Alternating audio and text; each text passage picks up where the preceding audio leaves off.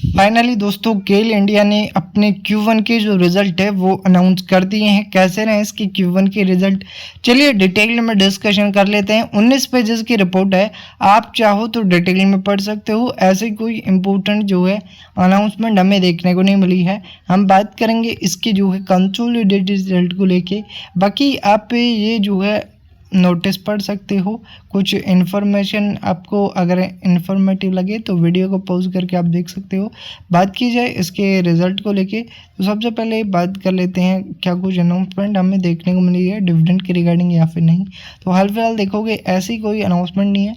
अगर बाद में अनाउंस करती है कंपनी डिविडेंड तो आपको अपडेट मिल जाएगी। तो सबसे पहले बात कर लेते हैं इसके कंसोलिडेटेड रिजल्ट को लेके। कंपनी अपने सब्सिडरी कंपनीज के बारे में बताते हुए नजर आई है। अमाउंट इन रुपीज़ करोड़ में देखने को मिलेगी। 35,572 करोड़ की इनकम है, जबकि प्रीवियस क्वार्टर में 36,943 करोड़ की और प्रीवियस ईयर के क्वार्टर में 35,042 करोड़ की इनकम आपको देखने को मिली।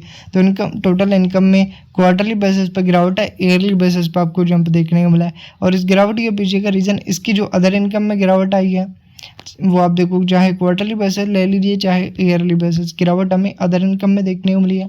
दूसरा रेवेन्यू फ्रॉम ऑपरेशंस की अगर बात कीजिए 35,428 करोड़ के जो है रेवेन्यू फ्रॉम ऑपरेशन से इनकम हुई है, जो कि पिछले क्वार्टर में 36,551 करोड़ और प्रीवियस ईयर के क्वार्टर में 34,821 करोड़ की इनकम देखने को मिली। क्वार्टरली वाइज आप देखोगे इन रेवेन्यू फ्रॉम ऑपरेशन की जो इनकम है उसमें गिरावट आई है, जो कि ईयरली वाइज हमें जंप देखने को मिला है। टोटल एक्सपेंस की बात की जाए तो इस क्वार्टर में 32,965 करोड़ के एक्सपेंस है, जो कि प्रीवियस क्वार्टर में 33,983 करोड़ और प्रीवियस ईयर के क्वार्टर में 31,392 करोड़ के एक्सपेंस आपको देखने को मिले। एक्सपेंस जो है क्वार्टरली बेसिस पे आप देखोगे डिक्रीज हुए हैं, जबकि ईयरली बेसिस पे आपको बढ़ते हुए नजर आए हैं। इसके पीछे का जो रीज़न था तो देखिए, जो एक्सपेंस कोड से आपको जो है क्वार्टरली बेसिस पे अगर बात की जाए वहाँ से गिरावट है, इस वजह से एक्सपेंस में गिरावट आ गई, जो कि ईयरली बेसिस पे आपको बढ़ते हुए नजर आई।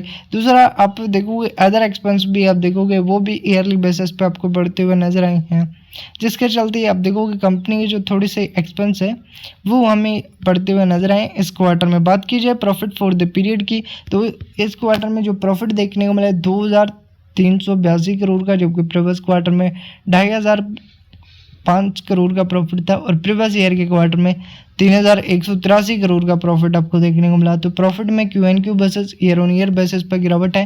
क्वार्टरली बेसिस पर गिरावट इसलिए आई क्योंकि रेवेन्यू में गिरावट थी, और ईयरली बेसिस पर इसलिए गिरावट आई क्योंकि एक्सपेंस में गिरावट हमें देखने को मिली, जिस वजह से आप देखोगे गिरावट हमें देखने को मिली है ईयरली वाइज।